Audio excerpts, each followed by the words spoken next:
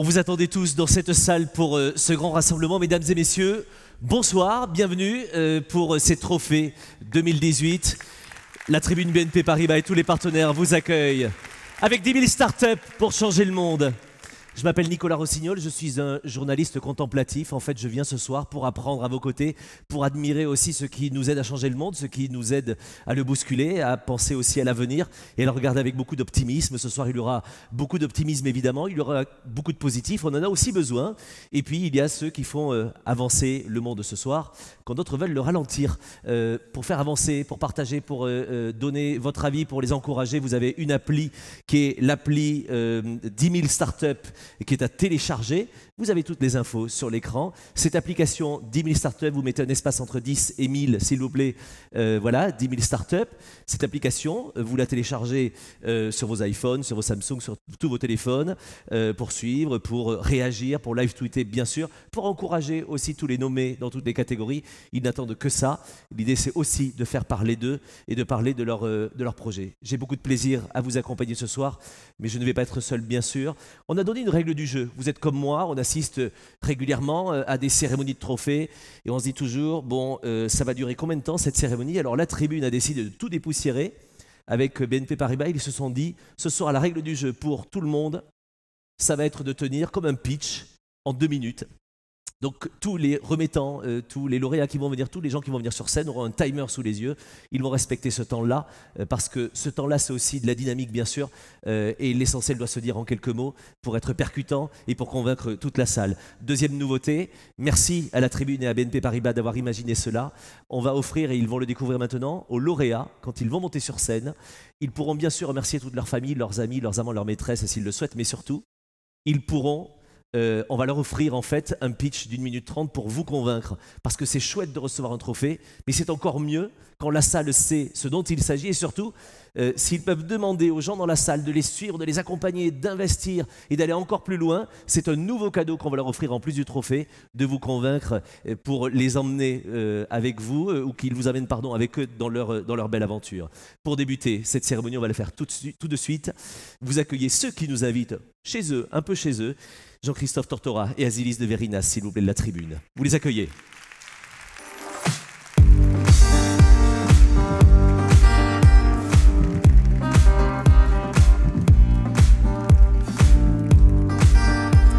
Bonsoir madame, bonsoir monsieur. Bonsoir Azilis, bonsoir Jean-Christophe, merci de nous accueillir. Bonsoir Nicolas. Merci, on vous offre un deuxième micro. Bonsoir, tout va bien? Tout va bien. Bon, très bien. Les invités sont là, la famille est là, ça va bien se passer. Avant de vous laisser la parole, Azilis et Jean-Christophe, vous allez nous raconter dans quelques instants comment s'est passée cette tournée nationale dans les régions, dans les territoires, pour aller repérer finalement toutes les pépites. Mais auparavant, je me souviens, il y a peu de temps, 10 000 startups pour changer le monde, vous aviez un invité particulier qui s'appelait Emmanuel Macron et qui était même pas candidat peut-être à l'époque. Voilà. Et bien, avant d'être président de la République, il était déjà très intéressé à votre opération. Il vous a même soutenu, puisque en 2015, en 2016, il était à vos côtés sur cette scène. J'ai voulu qu'on fasse un petit flashback pour réentendre ses propos. Il n'était pas encore président de la République et pourtant, voilà ce qu'il vous disait. Écoutez.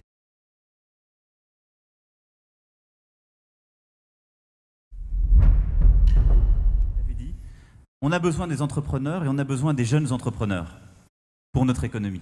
On a besoin de votre envie, de votre ambition, de votre goût du risque. Ce goût du risque, c'est ce que vous portez. Alors, moi j'ai beaucoup vu en effet ces derniers mois des entreprises diverses et variées, des grandes, des petites. Il y a une chose qui m'a toujours frappé chez les entrepreneurs, en particulier les jeunes entrepreneurs, je vous rassure, ce n'est pas ce qui fait que je les aime tout particulièrement, mais c'est qu'ils n'ont jamais rien à demander. Et c'est vrai, c'est une espèce extraordinaire, parce que je pense que pour réussir à être un jeune entrepreneur, il faut savoir pousser, pour filer la métaphore, dans tous les territoires. J'espère qu'il y a dans cette jeunesse, ou pas d'ailleurs, parce qu'il y a des entrepreneurs qui sont moins jeunes, en tout cas dans ces jeunes entreprises françaises, en effet, plusieurs pépites qui deviendront des grandes entreprises qui seront pour partie le CAC 40 de demain. Entreprendre, c'est montrer que c'est possible. C'est changer les choses. c'est créer cette petite révolution culturelle dont le pays a besoin. Donc entreprendre, c'est maintenant. Et vous pouvez l'applaudir parce que c'était déjà visionnaire, puisque il vous offre cette année son haut patronage, placé sous le patronage d'Emmanuel Macron cette année. Qu'est-ce qu'il vous a demandé, Jean-Christophe, précisément pour cette 6e édition, maintenant qu'il est président de la République? Écoutez, je peux le dire, la scène s'est déroulée à l'Élysée, c'était l'été dernier. Oui. Vous connaissez Emmanuel Macron, il faut aller plus haut, plus loin, plus fort toujours. Quand j'étais allé le voir en 2012, il était secrétaire adjoint à l'Élysée. Oui. Et c'était au moment de la reprise de la tribune. Et on voulait faire cette grande tournée dans les régions. Donc c'était 1000 startups pour changer le monde.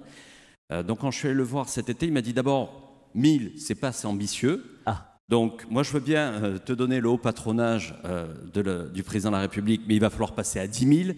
Pourquoi 10 000 ? 10 000, c'est aujourd'hui à peu près le nombre de startups qu'il y a en France. Oui. Mais l'enjeu pour le président de la République, mais c'est aussi un enjeu pour la tribune. C'est la nécessité aujourd'hui de mettre tous les entrepreneurs avec une certaine égalité des chances et réduire cette fracture territoriale. Et pour nous, ce qui est important, et ça a été la concrétisation dans cette tournée cette année, c'est de pouvoir détecter toutes les startups, où qu'elles soient, à la fois dans les grandes métropoles françaises, mais aussi dans les quartiers, ou encore dans la ruralité où il se passe de l'innovation. Et ça, c'était la priorité, en effet, du président de la République. Quand il m'a fait un donnant-donnant, je te donne le parrainage, mais tu mets plus d'ambition. Et la deuxième chose, la nouveauté cette année, c'est cette conviction. Alors vous allez me dire, nous on était assez convaincus, puisque la Tribune a lancé, on est le seul quotidien français qui sommes installés à Casablanca, où on a créé une co-entreprise avec des industriels marocains pour développer la Tribune Afrique, qui coordonne une quinzaine de bureaux en Afrique.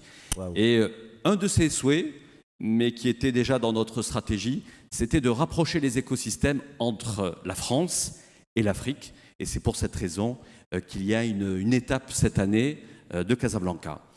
Voilà, pour concrétiser toutes ces ambitions, il fallait constituer une équipe de France. Oui, pas moins que ça. Voilà, il fallait constituer cette équipe de France. Et pour cela, je remercie les 10 joueurs, parce que sans ces 10 joueurs, on n'aurait pas pu conduire ce projet ambitieux cette année. En numéro 1, Emmanuel Macron. En numéro 2, BNP Paribas. En numéro 3, Business France. En numéro 4, BPI France. En numéro 5, Servier. En numéro 6, Enedis. En numéro 7, Mazars. En numéro 8, alors voilà, ça c'est le piège quand on les... Servier. Voilà. En numéro 9, dernier grand partenaire qui nous a rejoint, Google. Voilà. Et le 10e, c'est la Tribune. Exactement. Voilà. Et il doit y avoir un 11e, je veux bien faire le gardien de but, évidemment. On a oublié un peut-être. Voilà. Et bien sûr, alors, eux, ils sont dès le départ à nos côtés. C'est le cabinet Gilles, Auguste et Debouzy. Évidemment. Il faut toujours un avocat quand on est entrepreneur, il faut être toujours conseillé. Voilà cette équipe de France. Et c'est avec cette équipe de France que nous avons voulu aller encore plus fort dans toutes les régions françaises, mais aussi à l'international, en débutant par l'Afrique cette année. Je les remercie vivement. Merci beaucoup, on peut les saluer. Et tous les joueurs de l'équipe de France, mais aussi l'Afrique, tellement prometteuse évidemment. Azilis de Verinas, il y avait un autre objectif, vous vous étiez donné une autre ambition, et notamment pour cette édition, c'est plus de mixité, c'est tellement important. Un mot sur l'évolution du nombre peut-être de candidates d'ailleurs, depuis 2013. Absolument. Alors, je tiens à dire, Nicolas, que je suis très heureuse de travailler dans un média engagé parce que la Tribune soutient le sujet de l'égalité homme-femme en entreprise depuis fort longtemps. Oui. Et donc, je suis garante de pouvoir faire en sorte que cette cause avance jour après jour. Lors de notre tournée nationale dans les 8 villes et Casablanca, j'ai eu à cœur de mettre le baromètre sur l'égalité homme-femme dans chacune des réunions de jury. Et aujourd'hui, je suis très heureuse de partager avec vous les premiers résultats de cet engagement, puisque nous avons, avec notre mouvement Women for Future, cet engagement pris d'être au quotidien sur ces sujets-là. Eh bien, quand nous avions créé le concours avec Jean-Christophe en 2013, seuls 13% de jeunes femmes avaient candidaté.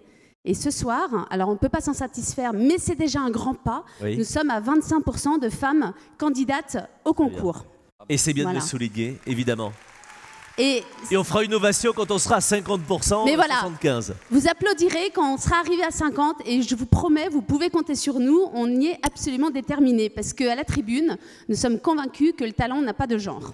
Et on va le voir évidemment tout au long de cette soirée. Vous savez que c'est le moment important, l'ouverture de la cérémonie, c'est le moment un peu protocolaire, vous devez la déclarer ouverte.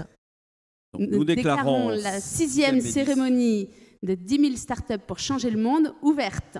Voilà. Bravo, merci Azélise, merci Jean-Christophe de votre accueil et merci de nous inviter ce soir.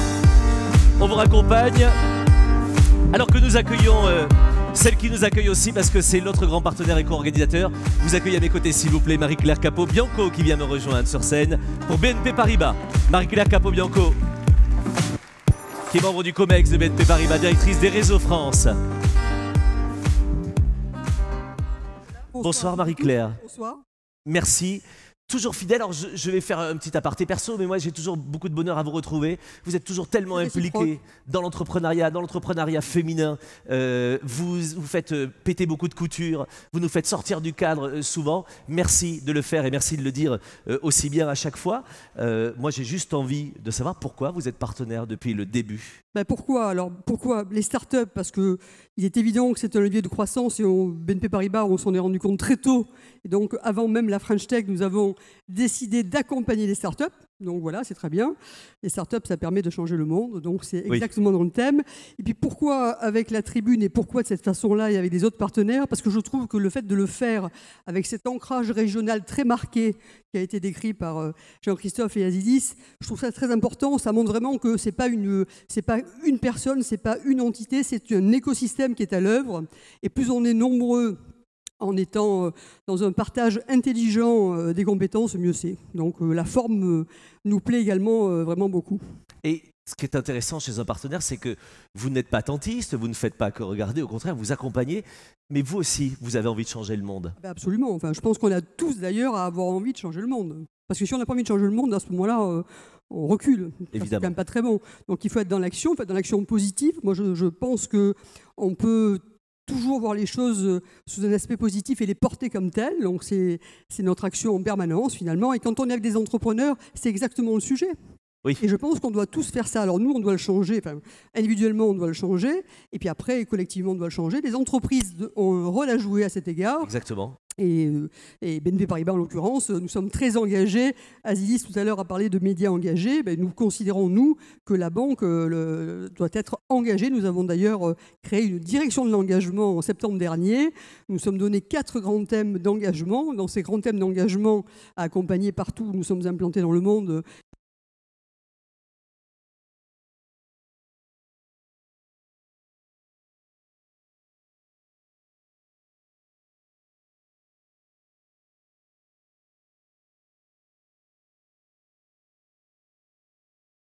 c'est bon, c'est revenu. Merci.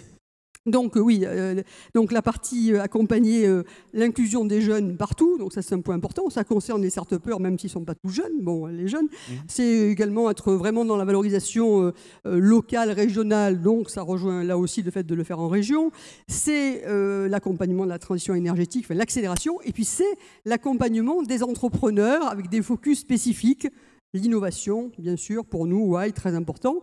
L'entrepreneuriat féminin également que nous poussons avec beaucoup d'ardeur. Et puis l'entrepreneuriat à impact, l'entrepreneuriat social. Oui. Nous avons lancé récemment Act for Impact qui se connecte très bien avec French Impact du gouvernement.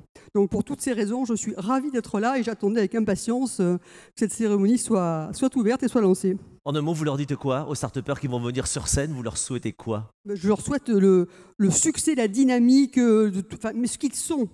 Les start-upers, enfin les entrepreneurs en général, sont dans cet esprit de se battre tous les jours positivement et de toujours aller de l'avant. Merci. De voir le monde meilleur. Marie-Claire Capo-Bianco et ses équipes sont des fabuleux partenaires de cet événement. À tout à l'heure Marie-Claire, on va se retrouver. Alors, On a le choix. Parfois, il y a des cérémonies où c'est ultra rococo et on remet en fait un pseudo-diplôme, joli diplôme évidemment, qui va noircir les murs de la maison à côté des photos des grands-parents ou des photos de vacances.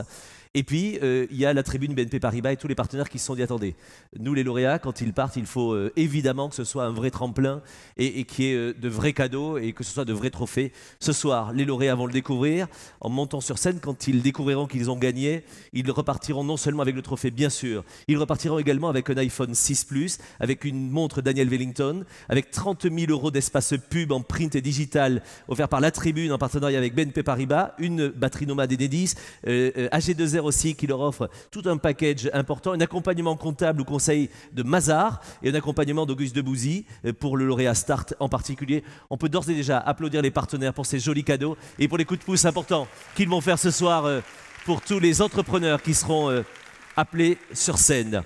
Avant de découvrir le premier lauréat, on leur a demandé à tous les candidats lors de la tournée en France, c'est quoi pour vous l'innovation? Réfléchissez-vous, regardez leurs réponses, écoutez surtout.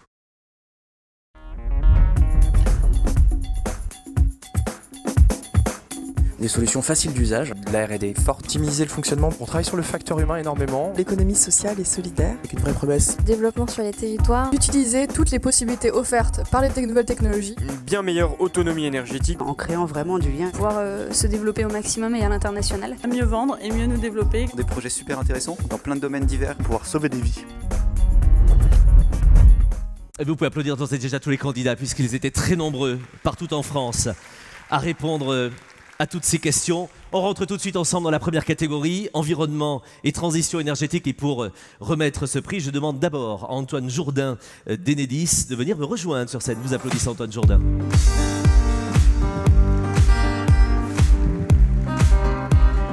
Bonsoir Antoine.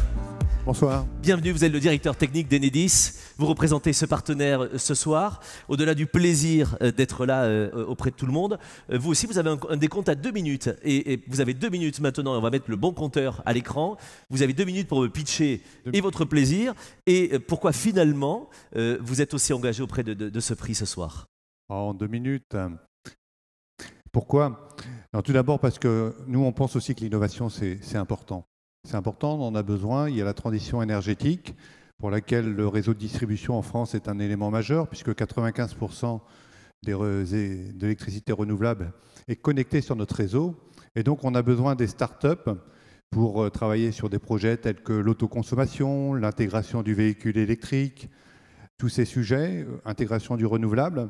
Sur tous ces sujets, on a vraiment besoin de l'ensemble des startups pour smartiser notre réseau. Oui. Et puis, ce qui est fabuleux dans votre démarche, c'est que c'est sur l'ensemble du territoire.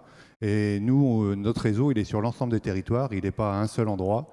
Et donc, c'est pour ça qu'on est très content et très fiers de ce partenaire avec vous. Et on va souligner que vous êtes très engagé sur le soutien des startups parce que vous lancez un prix des startups Enedis 2018, des Smart Grids Awards. C'est ça, j'ai entendu parler de ce projet pour cette année. Eh bien oui, pour la 3e année, on avait déjà lancé en 2015 un premier projet avec 300 startups. Aujourd'hui, donc j'ai le plaisir de vous annoncer qu'il y a le Startup Enedis 2018 qui est lancé. Donc vous pouvez déjà regarder sur notre site, hein, ça va concerner la santé-sécurité, enfin, tout ce qui est sécurité, tout ce qui est service aux clients, tout ce qui est Smart Grid. Et donc, vous allez sur notre site et puis donc il y aura une remise de prix en fin d'année.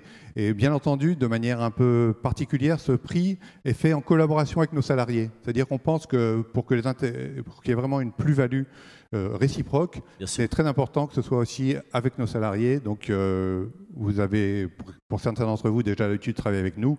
Ce sera avec grand plaisir qu'on vous reverra au Startup Enedis 2018. Et merci de le souligner, merci d'être partenaire. On va découvrir ensemble les nommés de cette catégorie environnement, transition énergétique. Je les découvre en même temps que vous regardez.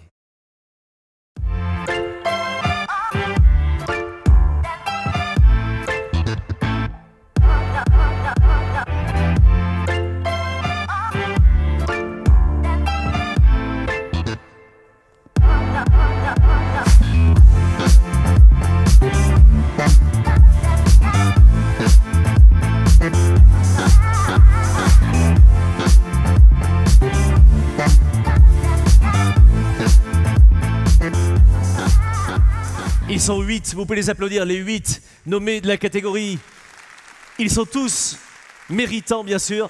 Et pourtant, il n'y a qu'un lauréat, lequel, je vous laisse décacheter le bulletin du jury. Donc le lauréat est Raphaël Mayer, Lancet Energy Storage. Vous applaudissez Raphaël Meyer, Lancet Energy Storage. Bonsoir. Félicitations Raphaël. Bienvenue. Bonsoir. Raphaël, vous l'avez vu, l'un des cadeaux, Merci au-delà beaucoup. des cadeaux que vous allez recevoir dans un instant, vous avez 1 minute 30 parce qu'on veut vous donner l'occasion d'emballer toute une salle pour qu'à la fin, pendant le cocktail, vous alliez leur shipper les cartes de visite et pour qu'ils vous aident. Mais à quoi faire? À vous de nous expliquer. Ils sont à vous pendant 1 minute 30. Merci à la Tribune et à ses partenaires. On a beaucoup parlé ces dernières semaines du stockage d'électricité. Et pourquoi? Parce que c'est la clé de la transition énergétique. Le stockage, c'est la possibilité de stocker l'énergie lorsque la nature nous la donne. Ce qui est différent chez Lancet Energy Storage, c'est que notre kilowattheure ne coûte pas quelques milliers d'euros, comme une pile à combustible, ne coûte pas 800 euros, comme une batterie Zonon, le leader européen, ou ne coûte même pas 500 euros, comme une batterie Tesla. Chez Lancet, le kilowattheure, c'est 0. C'est gratuit. Ça signifie qu'il n'y a plus aucune limite à la transition énergétique. Alors vous me direz, si on ne paye pas la batterie en tant que client final, quelqu'un doit la payer. Vous avez raison. Lancet paye pour des cellules de batterie qui vont s'insérer dans un radiateur électrique. Et c'est bien cette solution qui a été distinguée en 2018 par un Best of Innovation au CES de Las Vegas. Ça permet d'avoir un système de chauffage le plus économique du marché à l'usage pour le prix d'un radiateur électrique traditionnel. Et Lancet bénéficie d'une batterie qui a un environnement, pas d'un coût d'installation, une électronique de puissance pour faire des services au réseau, et c'est comme ça qu'on rentabilise la batterie. Donc on l'a vu, c'est très économique à l'usage, c'est donc une bonne solution pour la précarité énergétique, très importante en France, tout en servant les intérêts de la transition énergétique. Amis investisseurs, amis bailleurs, amis promoteurs, rejoignez-nous pour faire une transition énergétique qui n'oublie personne. Merci. Vous avez bien saisi votre chance. Félicitations, je retire votre micro. Vous allez recevoir le prix tout de suite de la part de Juliana. Vous avez le trophée La Tribune, la box. Et venez pour la photo, évidemment. Je garde votre micro un instant. Vous faites la plus belle des photos. Alors vous allez regarder. Non, je vous en prie, non. Ma mère a toutes les photos qu'il faut. Regardez, monsieur, s'il vous plaît, pour Énergie Magazine. Et pour La Tribune, bien sûr, puisque les photos seront dans La Tribune. Faites le plus beau des sourires, s'il vous plaît. Et on vous jalouse, donc on vous applaudit. Bravo, messieurs. Félicitations. Merci beaucoup à vous. Deuxième catégorie, Industrie 4.0. Et tout de suite, nous recevons Stéphanie Latombe, associée chez Mazars, qui vient me rejoindre.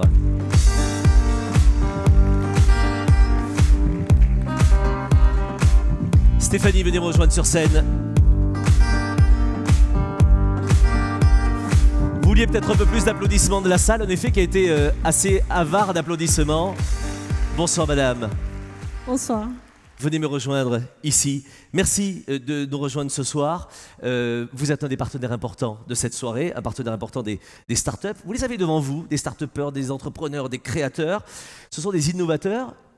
C'est quoi le message que vous aimeriez leur délivrer ce soir? Alors ce soir, pour commencer, je leur dirais bien bravo. Bravo pour votre élan et votre dynamisme. J'irai plus loin, bravo pour votre fougue. Oui. Voilà les cornes. Bravo pour votre faim. Vous avez faim. J'ai passé 2 journées de jury auprès de vous. C'était extraordinaire. Je pense que personne ne peut dire aujourd'hui qu'il a passé les 12 dernières heures à entendre des messages positifs, des messages d'envie, des messages de conviction. C'était génial. Aujourd'hui, je suis très heureuse de représenter Mazars. Mazars, c'est une entreprise française qui est présente aujourd'hui dans 86 pays et qui représente aussi 20 000 collaborateurs. Aujourd'hui, on doit se transformer, nous aussi, les métiers de l'audit et du conseil. Et très sincèrement, je vous dis merci aussi parce que vous êtes une véritable source d'inspiration pour nous. Donc ce soir, je remets le prix de l'Industrie 4.0, la French Fab, qui est déjà très bien représentée à l'étranger. Un message très important aussi, c'est que vous savez très bien, vous allez faire face à des défis très importants. Aujourd'hui, vous êtes déjà extrêmement fort et extrêmement puissant. C'est le ressenti qu'on a lorsqu'on participe à ce jury. Vous allez devoir faire face au défi de l'innovation, évidemment, parce que ce n'est pas terminé, au défi du développement international, au défi du développement commercial, vous installer à l'étranger, avoir des problématiques juridiques, etc. Sachez que voilà, on est là pour vous, on est là, on a envie de vous accompagner, vous nous donnez beaucoup, donc on aimerait vous donner beaucoup également. Et vous allez le faire de belle manière puisque vous accompagnez chacun des lauréats. On vous applaudit pour cette jolie présentation. Merci beaucoup. Les nommés dans cette catégorie Industrie 4.0, vous les découvrez tout de suite. Regardez en vidéo.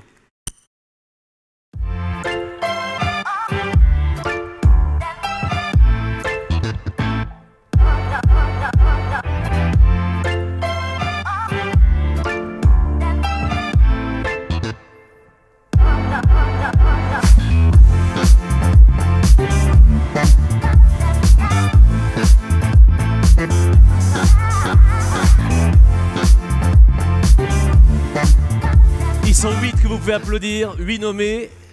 Vous avez entre vos mains le nom du lauréat. De qui s'agit-il, Stéphanie, qui a gagné dans cette catégorie Industrie 4.0? Alors, il s'agit de Benoît Bellavoine de Expedijit. Benoît Bellavoine vient nous rejoindre. Bravo. Où est-il? Là-bas. Encouragez-le, s'il vous plaît, mesdames et messieurs. Bonsoir, Benoît. Félicitations. XP Digit, vous êtes le CIO. Vous avez vous aussi 1 minute 30 pour nous dire ce que l'on peut faire après pour vous. Il vous écoute. Merci. Déjà, je suis très content d'être là. Merci les membres du jury pour cette reconnaissance. Un petit mot pour les équipes d'XP Digit qui ne sont pas là ce soir mais qui ont fait un super boulot. Donc je suis très content aussi de remporter ce prix. Et puis merci aussi à notre partenaire qui a lancé le projet avec nous, qui est Enedis, et notamment la direction régionale en Nord-Pas-de-Calais. Alors, chez Expedijit, on propose un produit qui s'appelle Keep Safe, parce qu'en gros, il y a trop d'accidents au travail en France, si on en croit la Tribune notamment. C'est 600 000 accidents au travail en 2016. Et du coup, on a conçu un système qui s'appuie sur des objets connectés et une application mobile pour améliorer la sécurité au travail. Du coup, c'est un produit qu'on a lancé début de cette année, mais ce n'est que la première phase de ce projet et on a envie d'aller plus loin, d'améliorer les fonctionnalités, de toujours le sécuriser et puis surtout de se développer à l'étranger. Comme le dit le dicton, tout seul on va vite, mais ensemble on va loin. Nous on a envie d'aller loin et du coup on recherche des nouveaux partenaires. Des partenaires métiers d'abord pour développer de nouveaux cas d'usage sur les chantiers, sur les sites de maintenance, dans le BTP, dans l'énergie, dans l'industrie. Des partenaires commerciaux pour revendre, distribuer ou prescrire nos produits. Et enfin des partenaires financiers, puisque le développement et l'innovation nécessitent ce type de partenaires. Donc on compte sur vous pour accélérer la croissance d'Expedijit. Voilà, donc rendez-vous au cocktail pour collaborer ensemble et sauver des vies au travail. Merci à vous. Merci et félicitations. Vous allez donner le micro juste après. On vous remet avec Stéphanie le trophée, la box. Je vous dis, il y a plein de cadeaux. La box, elle fait 3 tonnes, mais vous débrouillez. S'il vous plaît, regardez Sourire Magazine ici au premier rang. Restez par là, par là, par là. Voilà, c'est très bien. Parfait. Fixez bien l'objectif. Faites le plus grand des sourires, s'il vous plaît. C'est une vraie victoire, plus que le baccalauréat. Et nous, on est jaloux, on vous applaudit. Félicitations. Merci. Bravo à vous. Merci à vous deux. Merci au partenaire Mazars. Troisième catégorie, Tech for Good. Tout de suite, j'appelle sur scène pour remettre ce prix Patrice Béguet de BPI France.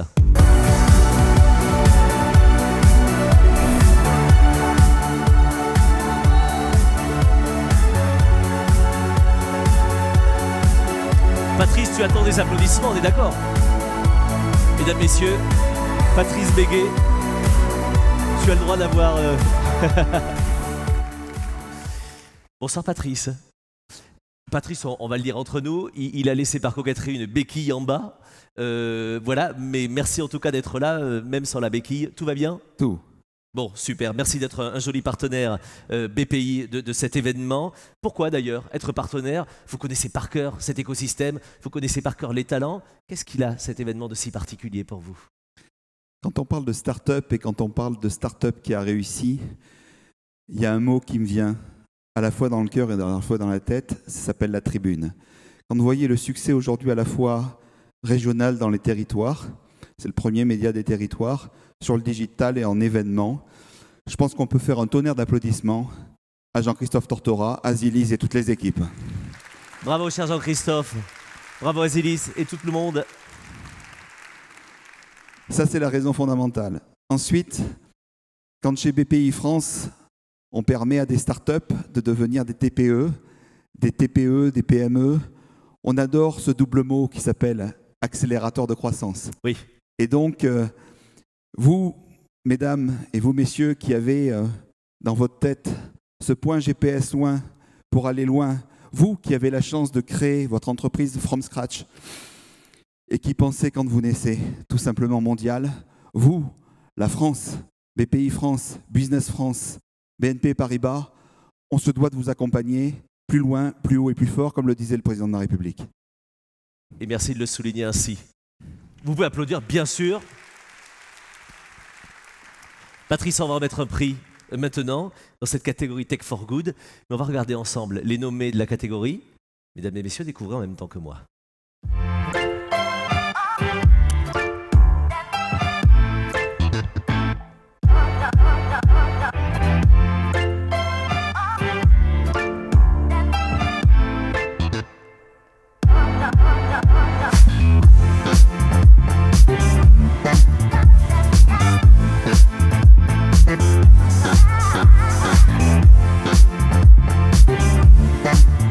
Applaudissez les 8 nommés de Tech for Good.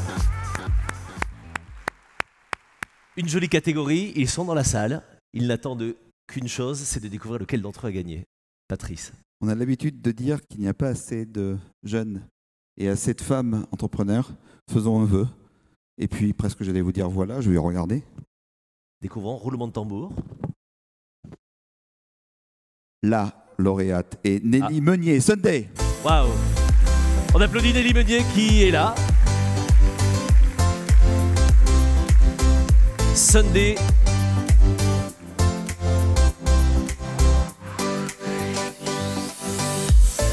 Bonsoir Nelly. Moi je voudrais un truc, c'est que tous les entrepreneurs dans la salle, ils sont blasés parce qu'ils en font beaucoup. Embrassez-moi. Bonsoir. Je suis très touché. Bravo. Comme vous en faites beaucoup des trophées, enfin voilà, mais eux, ils ont besoin d'encouragement parce que c'est peut-être la première fois qu'ils montent sur scène. Je vous prierai de les applaudir jusqu'au bout, s'il vous plaît, pour les encourager, pour montrer que vous êtes bien derrière et que vous êtes même peut-être jaloux de leur place sur scène. Nelly, félicitations à vous. 1 minute 30 pour nous dire ce que l'on peut faire tous ensemble pour vous. Donc merci à tous de nous avoir accueillis et d'avoir réussi si loin avec vous. Donc moi je dis d'abord merci à ma grand-mère parce que c'est grâce à elle que je suis là aujourd'hui. C'est une histoire de famille en fait qui a commencé il y a 4 ans. Ma sœur habitait en Chine, mon frère habitait à Londres et moi j'habitais à New York.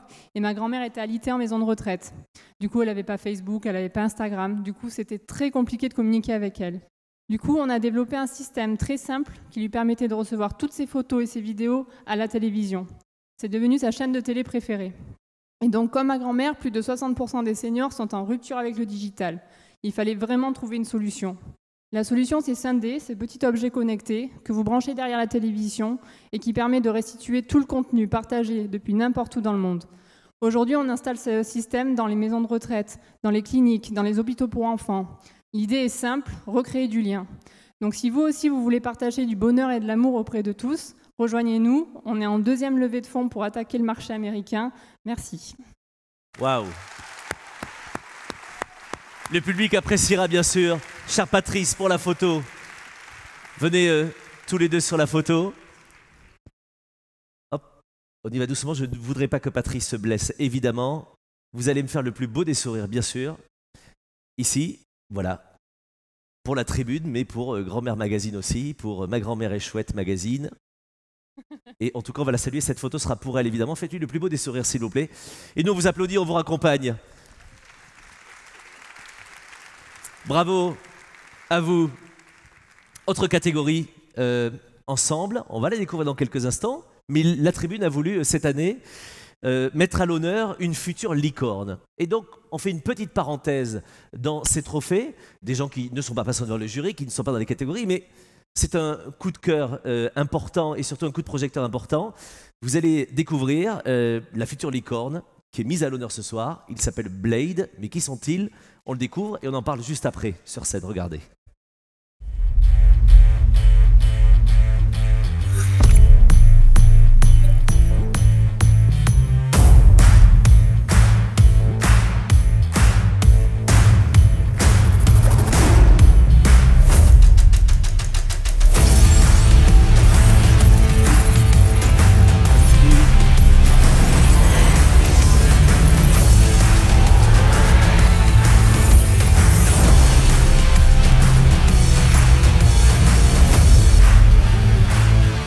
Et c'est Sylvain Roland de la tribune qui vient avec les fondateurs de Blade. Vous les accueillez s'il vous plaît sur scène.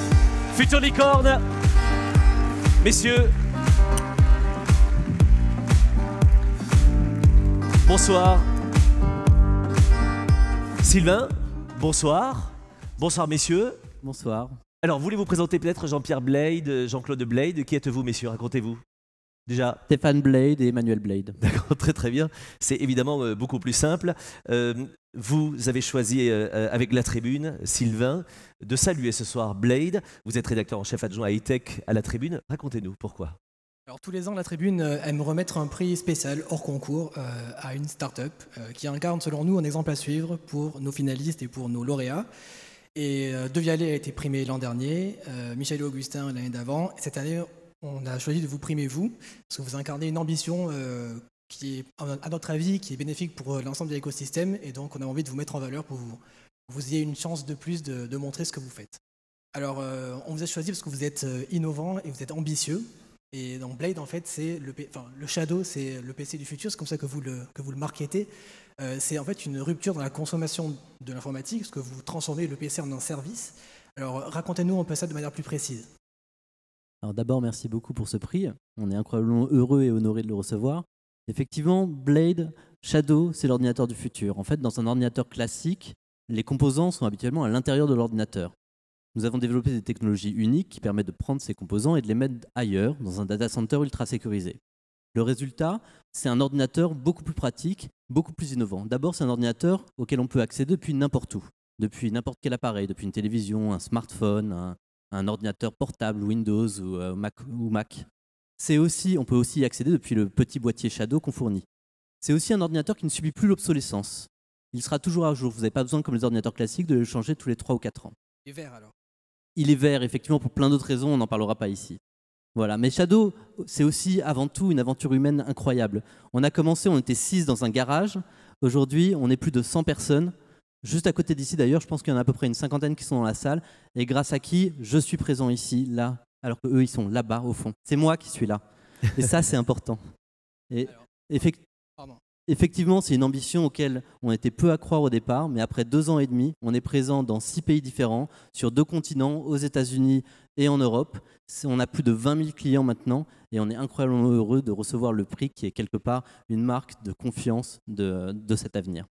Alors, on l'a vu dans la vidéo, vous vous adressez surtout au marché des gamers, mais en fait, tout le monde peut utiliser le Blade. C'est quoi votre ambition, c'est quoi votre vision pour Blade dans 2 ans, dans 5 ans? Où est-ce que vous voulez aller et comment vous comptez toucher tout le monde en fait? Le principe, effectivement, on a commencé avec les gamers pour dire que c'était un ordinateur extrêmement puissant, mais finalement, c'est un ordinateur, et un ordinateur auquel tout le monde peut accéder. Le but, c'est que l'informatique ne soit plus donnée par une petite boîte avec un écran, mais ça apparaisse sur des fenêtres, sur des tablettes, sur des smartphones, que finalement, la puissance ne soit pas reliée à l'appareil, qu'on puisse accéder à ces données numériques, à tout son environnement numérique, depuis n'importe où, dès qu'on y a besoin. De manière sécurisée, parce que c'est aujourd'hui aussi une préoccupation majeure des gens de savoir si leurs données vont être bien sécurisées dans le cloud, et c'est ce que vous proposez, le cloud. Donc, Exactement, effectivement, la sécurité, c'est une des problématiques primordiales de Blade. La première chose qu'il fallait, c'était assurer à tous nos utilisateurs que leurs données leur appartenaient. Et non seulement leur appartenaient, mais en plus étaient sécurisées et redondées 1 fois, 2 fois, 3 fois. C'est-à-dire qu'ils ne peuvent pas perdre les données, c'est virtuellement impossible. C'est aussi que personne d'autre puisse y accéder qu'eux-mêmes. Et c'est ces preuves-là qui nous ont permis d'avoir autant de clients. Merci beaucoup, messieurs. Merci. Dernière question, peut-être. Allez-y, je vous en prie. On mesure aussi l'ambition sur les fonds qui sont levés. Alors vous avez levé 3 millions fin 2015, 10 millions en 2016, 51 millions en 2017. Donc vous avez levé 64 millions en 24 mois, ce qui est assez rare dans la startup française. Et en plus, sans fonds d'investissement qu'avec des business angels. Donc là, ça fait presque 1 an que vous n'avez pas levé. Alors vous avez fait une levée chaque 8 mois, donc c'est bientôt la prochaine levée. Et ce sera combien? Ce soir. Bon. Ce soir au cocktail après. Voilà. Non, effectivement, on a levé de l'argent. On a levé de l'argent parce que, on l'a dit, notre projet est très très ambitieux et donc on est effectivement très heureux d'avoir trouvé des investisseurs pour nous soutenir. Des investisseurs qui sont des entrepreneurs, qui sont les mêmes qui ont participé aux 3 levées de fonds qu'on a faites et qui donc à chaque fois nous ont finalement conduit à voir les choses en plus grand.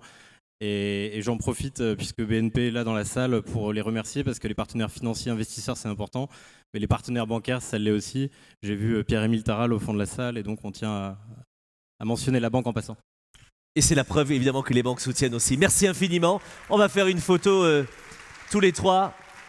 Jolie photo ici pour Licorne Magazine. Allez-y, non, approchez-vous tous les trois sous la lumière. Venez, pardon mademoiselle, excusez-moi. Je vous laisse récupérer le micro. La salle est un peu jalouse. Ils ont peur pour leur sac à main à la sortie, mais ils vont quand même vous applaudir. Allez-y, pour Blade. Et vous recevez, cher Blade, ce trophée, la tribune bien sûr. Il n'y avait pas le trophée sur la photo? On refait pour Trophée Magazine peut-être? Refaites-moi une photo s'il vous plaît. Avec le trophée, comme ça, demain, vos familles vous verront dans la presse. Allez-y. On attend notre photographe ici, mais c'est parfait. Jolie photo. Les gars, vous souriez s'il vous plaît? Merci. Vous êtes formidables quand vous souriez. Merci, on vous applaudit, on vous jalouse aussi. Bravo à vous pour ce prix particulier. Et merci beaucoup à Sylvain, Roland et à toutes les équipes de la tribune de dénicher aussi ces pépites et ces futures licornes. Autre trophée, maintenant on va parler de santé. Et pour parler de santé dans cette catégorie, je vous demande d'accueillir Denis Sol qui représente AG2R ce soir. Denis Sol vient me rejoindre.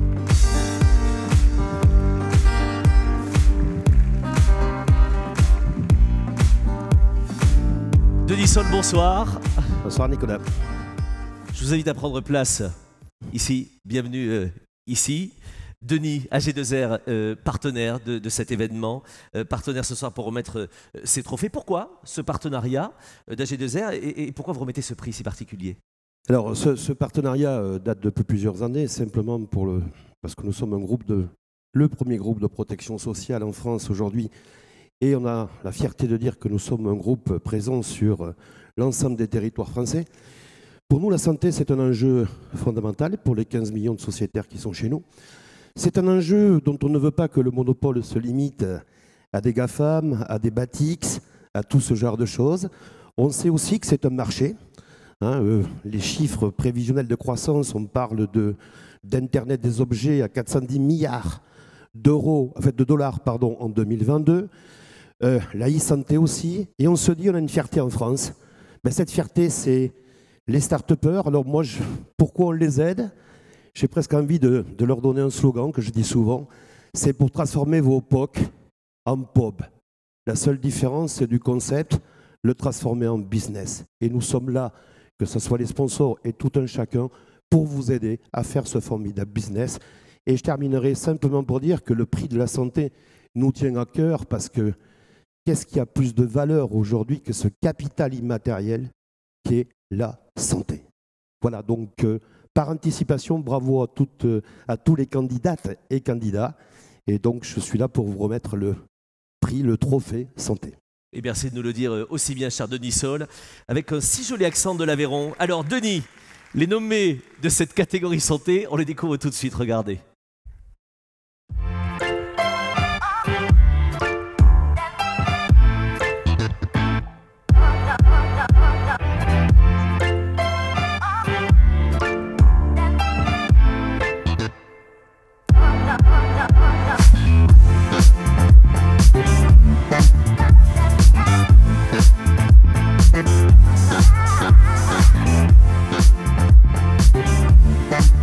Encouragez les 8, s'il vous plaît, ils sont dans la salle. Ils méritent tous des applaudissements, évidemment, et des encouragements. Cher Denis, alors, je vais pas faire durer trop longtemps le suspense. The winner is... Voilà, le lauréat est... J'ai vu qu'il y avait 25% de personnes féminines qui avaient candidaté. Je suis ravi. Donc le lauréat est Amélie. J'espère que je ne prononcerai pas Thépeau. Amélie Thépeau. Création. Venez nous rejoindre. On vous applaudit jusqu'au bout, bien sûr. Bonsoir Amélie. Bienvenue. Félicitations à vous. Votre partenaire vous salue aussi. Amélie, comme tout le monde, vous avez un compteur devant vous qui va débuter dans un instant. Qu'est-ce qu'on peut faire après? Qu'est-ce qu'on va se dire après au cocktail? Et comment est-ce qu'on peut vous aider? Adressez-leur la parole. Alors, je vais commencer par remercier la tribune et tous les partenaires. Je suis ravie d'être là ce soir. Donc, Lapskin Création, c'est une société qui a été créée en 2014, qui est spécialisée en ingénierie tissulaire avancée. Le but, c'est qu'on fabrique des tissus, notamment de la peau, sur mesure pour les clients de la pharma et de la cosmétique. Et ça sert à tester l'efficacité des produits en alternative à l'expérimentation animale. En 2015, dans le cadre de notre R&D, on a déposé un brevet pour faire de la bioimpression de tissus et notamment de la peau. Et c'est dans ce cadre-là qu'on travaille avec l'armée française pour bioimprimer de la peau directement sur des soldats qui sont blessés sur le champ de bataille dans un bloc opératoire.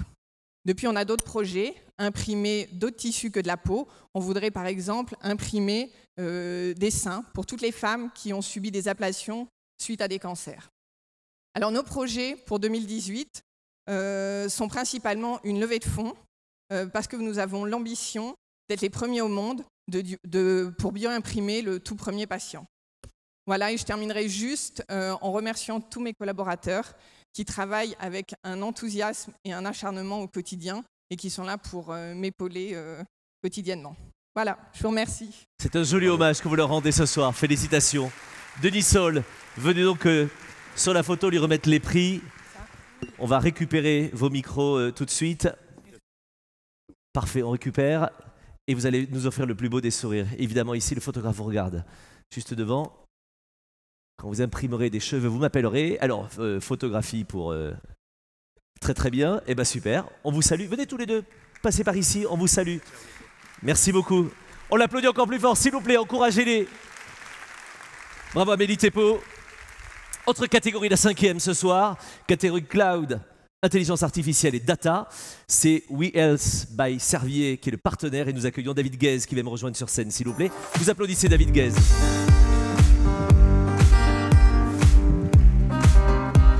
Bonsoir David. Bonjour. Bonsoir. Bonsoir, bienvenue. Merci d'être à nos côtés, d'être partenaire. Et pourquoi finalement être partenaire de cet événement et pourquoi remettre particulièrement ce prix? Il y a plusieurs choses qui m'ont retenu mon attention. Premièrement, le mot « sauver le monde », je suis médecin à l'origine, donc, ah oui. Ou en tout cas changer le monde, mais j'appelle ça plutôt sauver le monde, parce que oui. Pour le changer, c'est pour le sauver. Deuxièmement, l'intelligence artificielle, parce qu'en effet, ça m'a bien plu. Si on veut faire de l'innovation, vraiment, je pense qu'aujourd'hui, il faut essayer de travailler avec les données que nous avons déjà, historiquement, mais aussi avec les futures données que nous collecterons à partir de solutions digitales, connectées. Et donc, c'est un des objectifs de We Health by Servier, qui a été créé il y a 2 ans maintenant, et qui va proposer d'utiliser le numérique pour améliorer le quotidien des patients et des professionnels de santé, en mettant en place des solutions digitales connectées. En plus, la troisième chose qui m'a beaucoup plu ici, c'est que nous le faisons en utilisant l'Open Innovation, c'est-à-dire que nous travaillons avec des startups. Toutes les innovations que nous mettons au point sont des innovations que nous co-créons avec les startups. Nous allons dans les pathologies aujourd'hui qui sont celles qui sont le plus porteuses de besoins, les maladies chroniques liées au vieillissement, les maladies cardiovasculaires, le diabète, les maladies neurodégénératives, neuropsychiatriques, le cancer, bien sûr. Et nous allons travailler avec les technologies, je dirais, les plus innovantes possibles, comme tout ce qui est sensor, génomique, tout ce qui est cloud, tout ce qui est social networking, software, pour raccourcir, pour être plus précis, pour donner plus de prévention et prévenir les maladies et mieux les connaître. On va regarder ensemble. Merci beaucoup de faire cela et de nous accompagner ce soir. On regarde tous ensemble les nommés de ces catégories. Regardez en vidéo.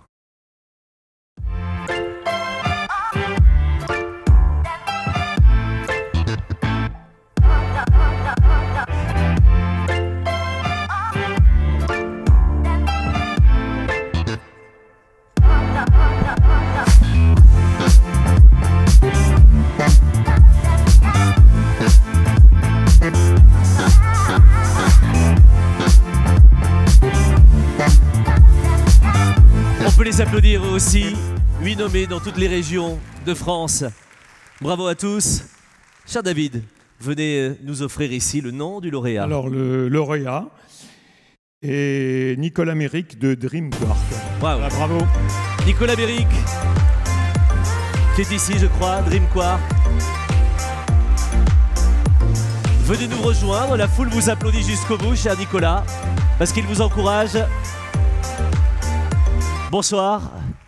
Bonsoir à tous. Bonsoir. Félicitations, déjà. Bonsoir, bravo. Bienvenue. Alors, au-delà des remerciements, du plaisir que vous avez de recevoir ce trophée ce soir, qu'est-ce que vous avez envie de leur dire dans la salle? Alors tout d'abord, je voudrais remercier l'ensemble des membres du jury pour ce prix, et puis en particulier 2 partenaires qui sont aussi des clients de DreamQuark, BNP Paribas et AG2R Mondial, avec lesquels on a un immense plaisir de travailler au jour le jour. Alors aujourd'hui, on parle beaucoup d'intelligence artificielle.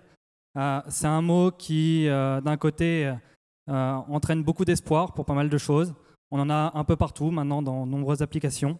C'est une vraie révolution, mais en même temps, l'intelligence artificielle, aujourd'hui, ça fait peur. Ça fait peur parce qu'il y a un sujet de contrôle, de transparence, et un problème parce qu'aujourd'hui, on n'arrive pas à expliquer comment ces algorithmes, dont on nous parle tant, arrivent à prendre des décisions. Et le fait qu'on n'arrive pas à expliquer, c'est ça qui fait effectivement peur. Donc aujourd'hui, chez DreamQuark, on a travaillé sur une solution. C'est un enjeu mondial, et pour la première fois, alors que la communauté d'intelligence artificielle mondiale bute, on a réussi dans la solution de DreamQuark à adresser ce problème et faire en sorte que pour les meilleurs algorithmes qui existent aujourd'hui en intelligence artificielle, on soit en mesure, pour chaque décision qui est prise par ces algorithmes, de l'expliquer et de donner en détail pourquoi cette décision a été prise. On est aujourd'hui en train de déployer cette solution dans de nombreuses banques et assureurs, et aujourd'hui, la France a, je pense avec DreamQuark, un atout majeur pour devenir un leader de l'intelligence artificielle. Alors les derniers mots sont pour mes parents, pour ma compagne, mes amis, mes associés, tous les membres de l'équipe de DreamQuark, mes clients et l'ensemble des personnes qui m'ont soutenu. Merci beaucoup. Merci Nicolas, de n'oublier personne. David, vous allez être à côté de Nicolas Méric pour la remise de trophées. On va vous enlever les micros, vous serez plus à l'aise sur la photo bien sûr. On va bien sûr vous prendre en photo tous les deux. Soyez très fiers l'un et l'autre. L'un des deux jalouse l'autre évidemment. David, c'est le cas. Regardez bien l'appareil photo s'il vous plaît, pendant que je vous applaudis et la salle encore plus. Bravo messieurs. Nicolas, vous pouvez passer par là à côté de votre place. Merci David, merci Nicolas. Bravo à vous. Autre catégorie ce soir, c'est la 6e sur 9 catégories. 6e catégorie, c'est la catégorie Start. On en parle avec l'un des partenaires aussi majeurs de cet événement, le cabinet Auguste Debouzy, et nous accueillons Gilles Auguste qui vient nous rejoindre ce soir. Applaudissez Gilles Auguste s'il vous plaît.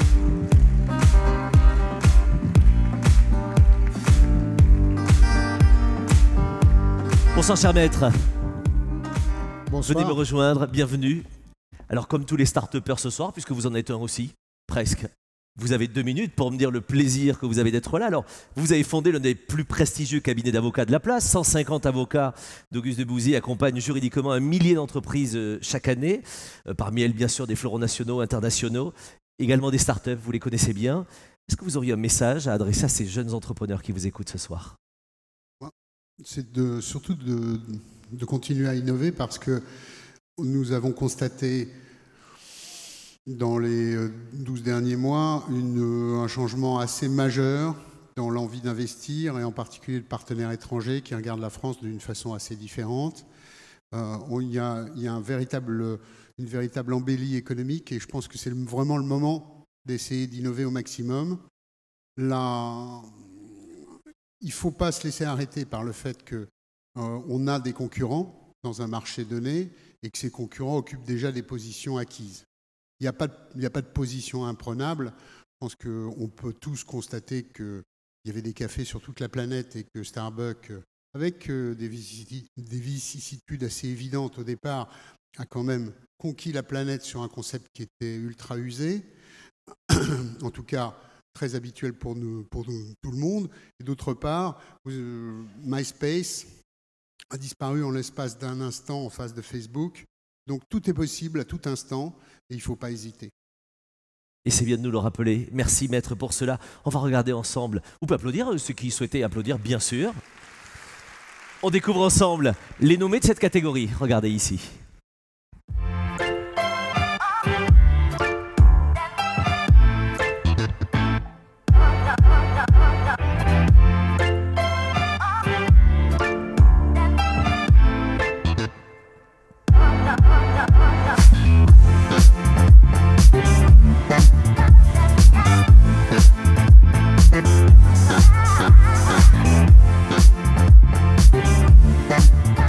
Dénommés dans toutes les régions que l'on applaudit, s'il vous plaît, maintenant. Et venez nous annoncer Cher Gilles Auguste, le nom du lauréat. Le lauréat est Gianmarco Scalabrin de Electric Visionary Aircraft. On accueille Gianmarco Scalabrin, qui arrive en courant. Je pense qu'ils ont fait exprès de vous mettre une musique pour vous faire danser, évidemment. Bonsoir Gianmarco, félicitations à vous. Bonsoir, bienvenue. Bien pareil, vous les avez pour vous pendant 1 minute 30. Ils peuvent être des investisseurs, ils peuvent être peut-être des concurrents, mais que vous pouvez peut-être acheter, on n'en sait rien. En tout cas, vous avez un mot à leur dire, c'est maintenant. Déjà, merci pour ces prix, c'est franchement un honneur. Notre mission chez EVA, c'est de résoudre radicalement le problème du trafic urbain dont nous sommes affectés tous les jours dans toutes les villes du monde entier. Et pour le faire, nous avons trouvé une façon super cool, économique et zéro émission CO2.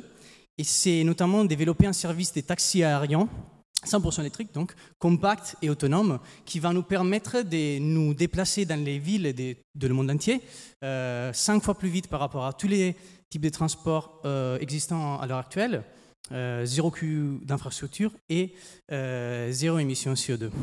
Pour le faire, à Francasa, nous sommes basés à Toulouse, nous sommes en train de développer le premier aéronef à décollage-atterrissage vertical, très compact, notamment qui peut atterrir et s'égarer sur un espace de parking, sur un simple espace de parking. Et vous, grâce à votre application mobile, vous allez pouvoir réserver votre trajet comme tous les jours on fait en réservant un Uber, aller dans notre véhicule, décoller verticalement et doucement passer en phase des vols horizontales dans laquelle on a des performances paragоnables à celles d'un jet. Et donc, grâce à ça, on peut à la fois aller 5 fois plus vite par rapport à tous les systèmes de transport existants et éviter tous les problèmes et stress reliés au trafic. Je merci à tout le monde. Je souhaiterais en fait avoir de possibles partenaires ou investisseurs qui vont nous voir pendant les cocktails. Merci beaucoup tout le monde. Pour le taxi aérien, félicitations à vous. Je vous invite tous les deux sur la photo à nous offrir vos plus beaux sourires et votre plus belle satisfaction, bien sûr. L'un en recevant le prix, l'autre en offrant ce prix. Et je sais que la satisfaction est aussi immense des deux côtés à chaque fois. Messieurs, offrez-nous un joli sourire, s'il vous plaît. Gianmarco, le plus grand sourire, s'il vous plaît. Je fais très mal, ne m'invitez pas pour des imitations, je sais mal le faire. En tout cas, je vous félicite tous les deux. Merci. Merci beaucoup. On vous applaudit très fort. Et notre partenaire aussi, Auguste Debouzy, pour cela. On va rentrer maintenant dans une section internationale. On va prendre du large pour regarder vers l'étranger. Je voudrais que l'on en parle avec notre partenaire BNP Paribas, qui évidemment connaît bien ce marché. On accueille ensemble Francisca de Cuper, qui vient me rejoindre sur scène. Applaudissez Francisca de Cuper, s'il vous plaît, mesdames et messieurs. Bonsoir Francisca. Bonsoir. Bienvenue, vous êtes responsable retail et SME International Retail Banking chez BNP Paribas. Exactement. C'est ça. Si vous aviez des conseils à donner pour bien se développer à l'international, on doit vous poser des questions en permanence chez BNP Paribas, vous répondez quoi ? Tout d'abord, c'est un vaste sujet, donc je vais essayer d'y répondre dans le peu de temps qui m'est donné. Et j'ai d'ailleurs déjà entendu qu'il y en a plusieurs qui ont les idées ou qui ont déjà démarré à l'international. Donc un premier conseil, ce serait certainement que ça s'anticipe, ça se prépare. Ça ne se fait pas sur un coup de tête. Donc il faut recueillir des informations sur le marché, sur la concurrence locale, sur l'attractivité, la taille du marché, les habitudes locales. Puis une deuxième chose certainement à faire, c'est y aller. Il faut sortir de son box, il faut aller dans ce pays et il faut parler beaucoup avec les clients. Tester si l'idée qui a eu du succès dans son pays est aussi une idée qui est culturellement adaptée à un autre pays. Ça, c'est un deuxième conseil. Puis troisièmement, on a besoin de fonds, donc on a besoin d'argent. Et il y a différentes façons. On a déjà parlé des levées de fonds, mais il y a aussi le crowdfunding. Il y a aussi différentes manières de procurer de l'argent à ces entreprises. Donc, il faut en parler à son banquier. Je pense que c'est un troisième conseil que je peux donner. Et puis finalement, avoir des partenaires locaux, c'est aussi souvent quelque chose qui fait la différence parce qu'ils ne parlent pas uniquement la langue, mais ils savent ouvrir les portes, ils connaissent les rouages du pays. ils connaissent les process administratifs, le contexte légal. Donc ça, c'est une chose importante également. Et puis s'entourer de gens qui savent, qui ont l'habitude, qui ont l'expérience. Et parmi ces gens-là, je pense qu'il y a aussi le banquier qui peut jouer son rôle. Et chez BNP Paribas, nous suivons vraiment nos clients. Donc nous sommes aujourd'hui dans 70 pays dans le monde, vraiment parce que les entreprises se sont internationalisées. Et on a créé un concept qui s'appelle One Bank, et c'est pour rendre la vie simple aux entreprises quand ils sont clients dans un pays, pour que ça devienne beaucoup plus facile d'ouvrir un compte dans un autre pays, parce qu'on est déjà connu par sa banque qui ouvre la porte à tout ce qu'il vous faut pour vous accompagner dans ce développement international. Accompagner Voilà. et faciliter les maîtres Absolument. mots. Merci beaucoup Francisca, à vous et aux équipes de BNP Paribas de faire cet accompagnement. C'est avec plaisir. On vous applaudit. Beaucoup d'enthousiasme. Merci beaucoup aussi pour ces conseils. On vous accompagne, chère Francisca, puisque je vais lancer dans cette grande parenthèse internationale maintenant, ou en tout cas dans cette deuxième partie internationale, pardon. On va remettre le prix international. J'invite nos partenaires Pascal Cagny et Sébastien Missov de venir nous rejoindre. Pascal Cagny pour Business France et Sébastien Missov pour Google. Venez Pascal et Sébastien. On les applaudit s'il vous plaît.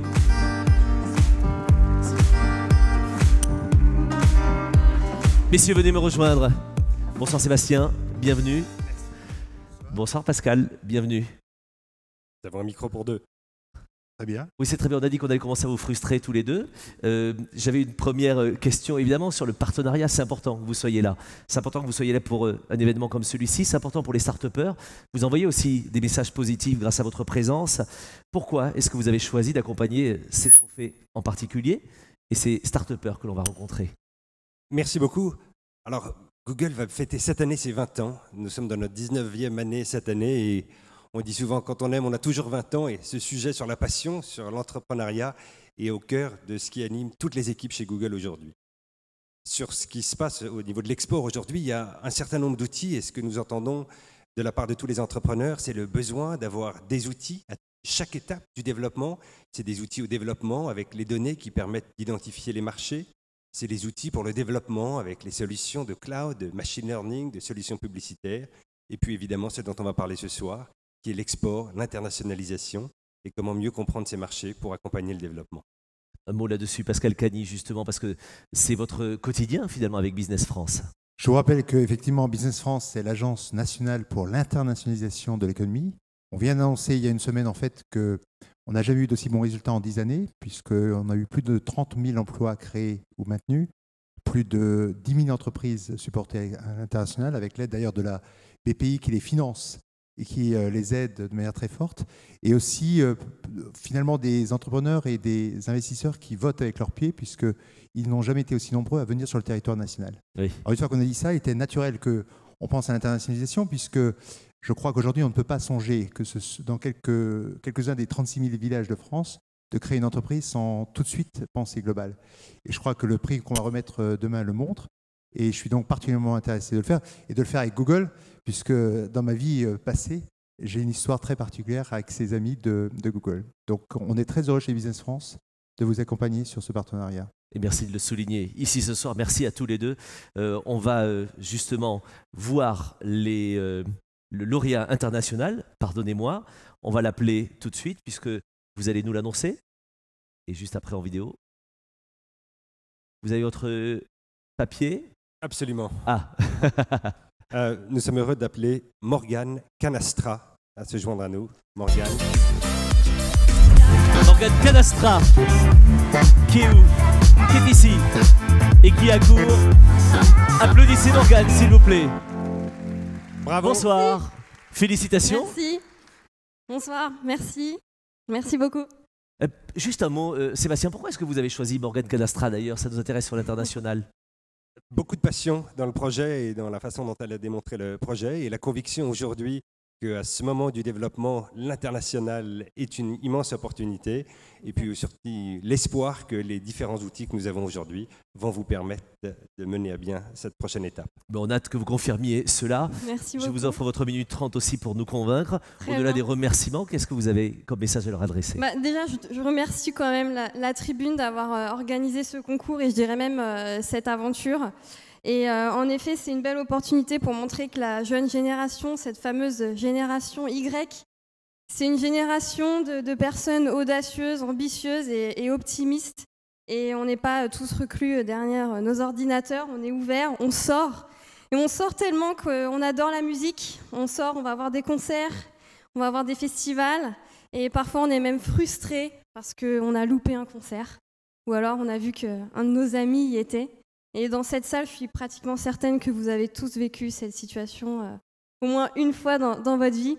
Et c'est la raison pour laquelle en fait, on a créé Waker. Waker, c'est la première application mobile disponible sur l'App Store et le Google Play qui vous recommande des concerts qui matchent avec votre profil musical et vos amis, et tout ça en analysant vos écoutes. Et en effet, ce prix tombe parfaitement bien pour l'histoire de Waker, puisque après-demain, je pars pour New York, justement pour lancer Waker dans cette première ville aux États-Unis. Notre ambition, c'est vraiment de connecter les gens grâce à la live music, parce que s'il y a bien une valeur vraiment indéniable à cet art, c'est celui de rapprocher les gens et de nous faire vibrer tous ensemble. Donc je vous remercie vraiment Google et Business France pour ce prix. Merci beaucoup. Bravo. Et merci à tous les partenaires ce soir. Venez donc Sébastien et Pascal pour la photo, s'il vous plaît. Auprès de votre lauréate ce soir, Morgane Canastra. On récupère les micros. Vous nous offrez, s'il vous plaît, tous les trois le plus beau des sourires. Morgane et deux chanteurs à ses côtés.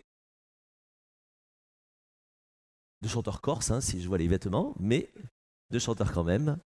C'est très très bien. Messieurs, je vous ai refait la réputation de chanteur ce soir. Bonne soirée, merci à vous. Et on applaudit Morgane, s'il vous plaît. Lauréate dans cette catégorie du prix international. Autre prix à l'international. On l'a dit tout à l'heure, Jean-Christophe Tortora l'a dit, la Tribune est implantée en Afrique. Et avec la Tribune Afrique, ce soir, il y a un partenaire qui s'appelle INCO. Son président fondateur est là, Nicolas Hazard, vient remettre ce prix Afrique. Vous accueillez Nicolas Hazard, s'il vous plaît.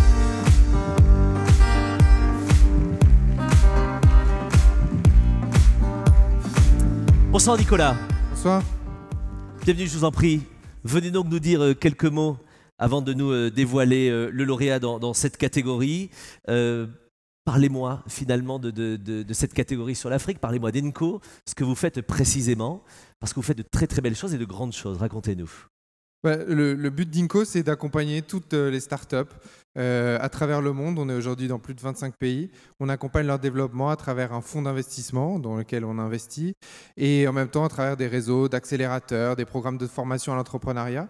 On fait ça partout dans le monde, mais nous, les startups qu'on accompagne, elles ont un dénominateur commun dans tous les pays, c'est qu'elles changent le monde. Qu'elles changent le monde avec un très fort impact social et environnemental. C'est-à-dire qu'à travers leur business, elles vont répondre aux grands enjeux de société.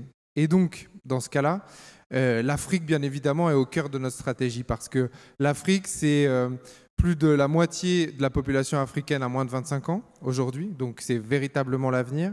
En même temps, c'est là où on connaît aussi les plus grosses difficultés sociales, environnementales. On a d'ailleurs les premiers grands drames notamment en termes de réfugiés climatiques qui peuvent exister.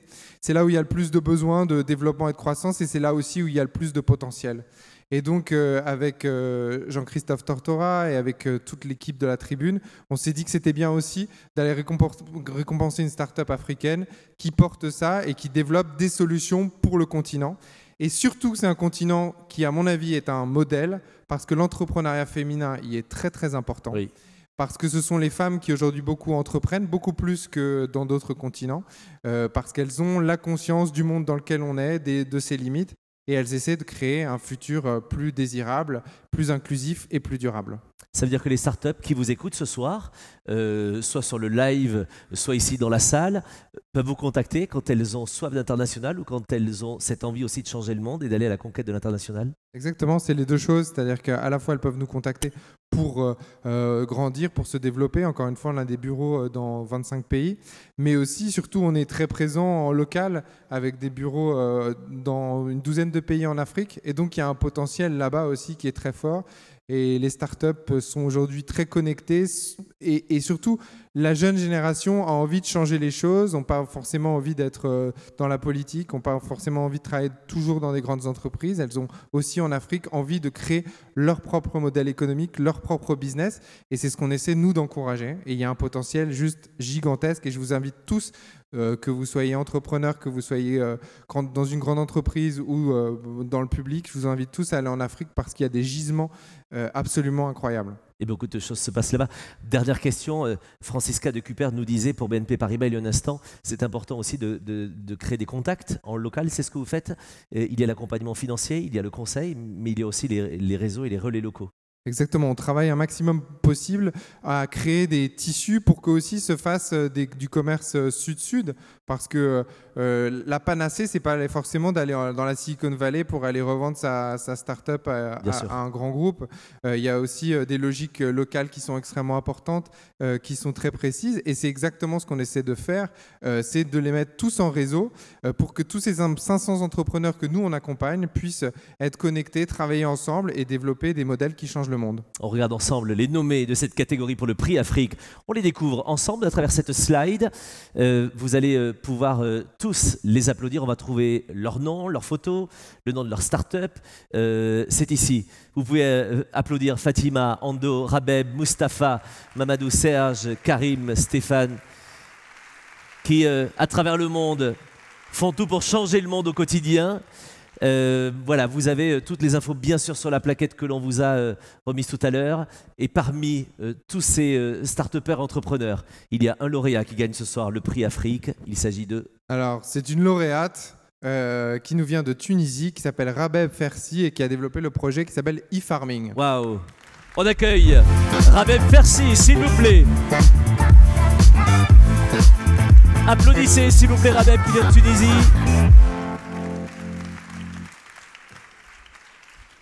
Rabeb, je vous ai trouvé fantastique en applaudissant.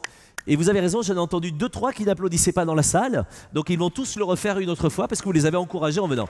Rabeb Fersi, s'il vous plaît. Bonsoir. Bonsoir. Félicitations. Merci beaucoup. Vous recevez ce prix et c'est l'occasion ou jamais d'aller nous les bousculer dans la salle. Vous allez les revoir tout à l'heure pendant le cocktail. Mais vous avez quoi à leur demander? Je vous remercie pour ce prix. Je remercie aussi la Tribune et ses partenaires.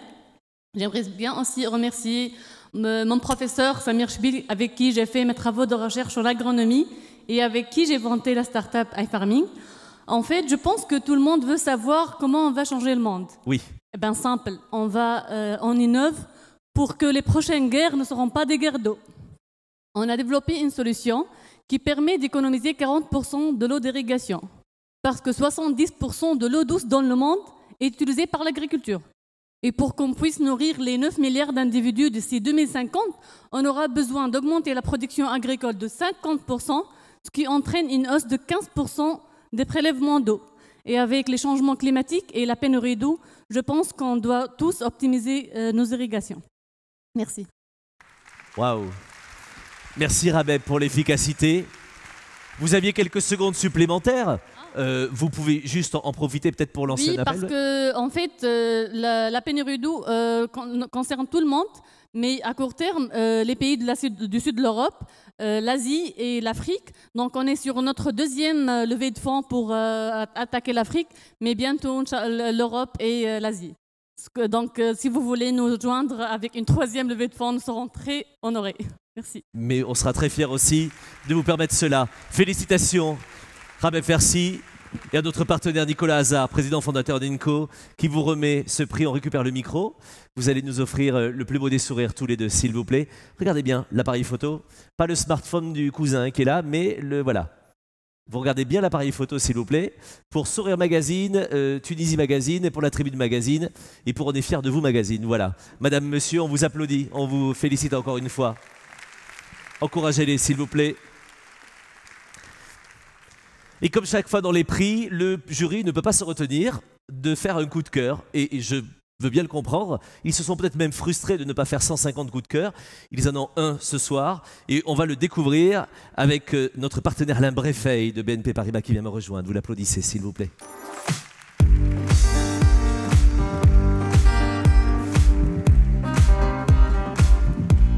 Cher Alain, bonsoir. Bonsoir. Bienvenue, vous êtes directeur de la clientèle entreprise, membre du COMEX, la banque de détail en France de chez BNP Paribas. Coup de cœur, vous n'avez pas pu vous en passer avec le jury, il y avait forcément quelque chose derrière tout ça. Racontez-moi, pourquoi et comment vous accompagnez les entreprises innovantes? Bon, d'abord, je voulais dire que je suis très heureux de remettre un prix coup de cœur. Ça nous arrange. Parce que je suis banquier et en tant que banquier, on ne pense pas forcément cœur. C'est vrai. Et pour notre métier, c'est vraiment un métier de relations, d'hommes, de femmes. Et le cœur, c'est très important. Et beaucoup l'ont dit ce soir, vous avez du cœur puisque vous les accompagnez. Et beaucoup ont rendu hommage à leur banquier ce soir. Voilà. Alors en 2 mots, parce que le temps est très court, donc j'ai compris que c'était le principe du pitch. Vous avez bien compris. Voilà. Alors pourquoi BNP Paribas est le meilleur partenaire pour les startups? C'est ça la question en fait. En tout cas, vous l'avez tourné comme ça. Alors c'est une histoire déjà qui est ancienne. C'est-à-dire qu'on a démarré un peu comme une start-up. On avait 4 pôles innovation en France en 2012. Et avec l'arrivée de Marie-Claire, on a boosté ça. Et donc aujourd'hui, on a 60 lieux en France où on peut recevoir nos startups. On a mis un nom commun, c'est WAI. On est modeste, c'est We Are Innovation. WAI. Voilà. Donc c'est la marque de fabrique de notre dispositif qui est très complet. Donc on a ces 60 lieux. On a une centaine de banquiers qui sont formés, qui font du crédit, qui sont beaucoup à l'international, puisqu'on l'a vu au travers des différentes interventions, c'est une des premières préoccupations. Et puis après, on a rajouté une autre brique, on investit dans des fonds régionaux ou on investit directement. Donc ça permet d'accompagner aussi nos startups.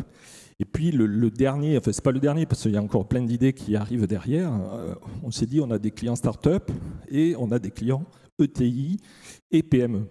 Et donc on s'est dit on va les connecter. Et grâce à ça, on crée de la valeur à la fois pour nos clients ETI et pour nos clients start-up. Voilà.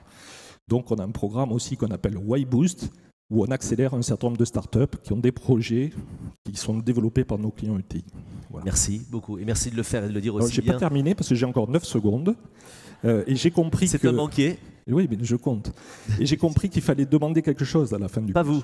Ah si, moi je fais aussi. Allez-y. Et donc je vais demander 2 choses. La première, c'est qu'en fait, puisqu'on est les derniers, je sais qu'aujourd'hui 70% des primés sont clients, donc il y en a 30 qui ne le sont pas. Oui.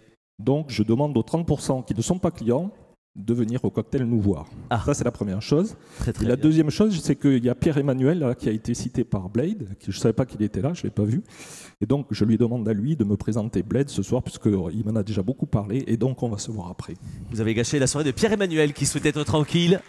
Alain, on remet ce soir le prix coup de cœur. Et ce coup de cœur, il va à qui? À une jeune femme. Ah. Et vous avez l'enveloppe devant vous.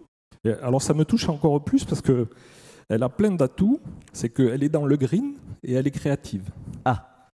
Et donc, j'appelle Lucille Nourri pour Green Créative. Très bien. Lucille Nourri vient nous rejoindre. Bonsoir Lucille. Félicitations. Il a fait des compliments. Les méritez-vous, vous allez nous le dire tout de suite. Ils sont devant vous.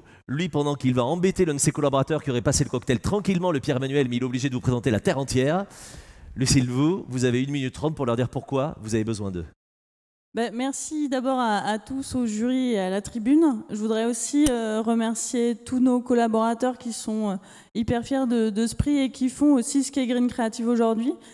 Et souvent, on n'en parle pas beaucoup, mais tous les gens bienveillants, parce que quand on est entrepreneur, c'est des banquiers. BNP nous soutient beaucoup, BPI, mais nos clients aussi, nos investisseurs, et plein de rencontres qui font que la boîte évolue dans le bon sens. Donc Green Creative, c'est quoi en quelques mots? On est une jeune société innovante où on fabrique des équipements pour optimiser le traitement des déchets. On a 2 produits phares aujourd'hui. Donc il y en a un au Grand Rex, c'est plutôt amusant d'en parler puisque c'est notre robot R3D3. C'est pas le prochain robot dans Star Wars, c'est un robot de tri pour trier et compacter les déchets de boissons en entreprise. Mais ce soir, j'aimerais que vous reteniez un mot, si on vous dit c'est quoi Green Creative, c'est FlexiDry. C'est un outil de déconditionnement, donc de désemballage, pour tout ce qui est emballage alimentaire, invendus, rebut de production. Et en fait, c'est un équipement qui désemballe tous ces produits pour aller ensuite en méthanisation et en compostage. Et du coup, c'est une pierre dans toute la branche de la méthanisation qui est fortement en train de se développer aujourd'hui. Et puis on a la particularité aujourd'hui de fabriquer tout dans notre usine. On a monté notre usine en région Île-de-France. Et donc j'appelle tous les financiers et autres qui veulent nous aider parce qu'une industrie mécanique, ça ne se monte pas comme un PC. Merci à tous. Et on comprend le coup de cœur du jury. Félicitations sur la photo aux côtés de Lucille, cher Alain. Pendant que l'on récupère vos micros, vous recevez le trophée avec cette box cadeau et énormément de cadeaux en plus de l'iPhone, du conseil et de l'accompagnement des partenaires. Faites-nous le plus beau sourire, s'il vous plaît, auprès de notre ami photographe. On vous applaudit, on vous admire. Merci madame, merci monsieur. Belle soirée à vous. Et juste avant le mot de conclusion, dans quelques instants de cette cérémonie, il tenait à tout prix à être avec nous ce soir et on va le remercier doublement parce que après quelques ennuis de santé, parfois on serait mieux tranquille à se reposer. Lui, il y tenait particulièrement. C'est votre invité ce soir, votre ministre. Mounir Majoubi est là, accompagné de Philippe Mabi et de Sylvain Roland de la tribune, s'il vous plaît. Monsieur le ministre. Philippe et Sylvain de la tribune, venez me rejoindre. Bonsoir à tous les trois. Bonsoir, bienvenue. Venez au milieu, sous la lumière, autant que vous voulez. Merci d'être là. Permettez-moi, tout va bien? Tout va mieux, vous le voyez à ma tête. Je vais aller me reposer après, mais je voulais être là. Bon, c'est très bien. Merci d'être là. On a des questions à vous poser. Merci beaucoup, Mounir Majoubi, d'être avec nous ce soir. C'est un plaisir. Alors d'abord, je vais féliciter Sylvain Roland. Il faudrait qu'on fasse un big up pour Sylvain parce que c'est à la rédaction, lui qui a sélectionné une bonne partie des startups qui sont là. Donc vraiment, il a fait toutes les villes. Et c'est le journaliste qui suit la tech. Il signe une enquête cette semaine sur comment devenir des licornes. Alors comment ça va les licornes? Ça va bien? Vous êtes contents? Merci. Ils ne sont pas encore chauds, mais Mounir. Merci d'abord d'être là, monsieur le ministre, d'être venu encourager nos start-upers pour cette édition. La première question qu'on voulait vous poser, elle s'adresse à l'entrepreneur. Tout le monde ne le sait pas, mais vous avez passé un CAP de cuisine. J'ai découvert ça lors d'un récent dîner qu'on a passé ensemble. Vous êtes un spécialiste de la tarte bourdaloue.